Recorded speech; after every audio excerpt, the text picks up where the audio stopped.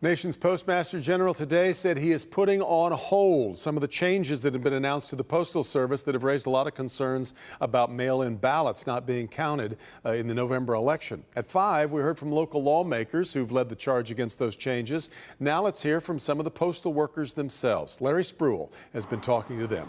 Larry.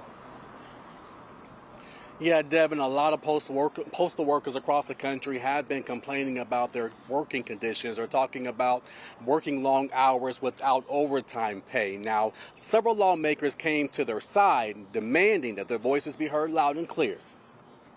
At my location, 4 machines have been removed.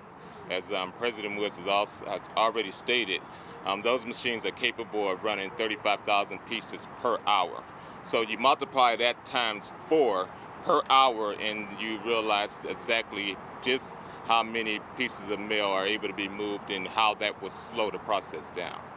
Keith Combs tells me those are just some of the conditions they're facing at work. And Tuesday afternoon, workers and local lawmakers joined forces to make sure their voices are heard. Never did I imagine when I went to Congress that I would be standing here today as a line of defense against a president who actively seeks to destroy our democracy and dismantle the Postal Service. We stand before a United States Postal Service to say, heroes work here, and we have your back. People who work for the United States Postal Service have come to work, have put themselves at risk in order to meet the commitment. Several postal workers complain about mailboxes being removed across the country and here in Michigan, which could hinder ballots being counted in November.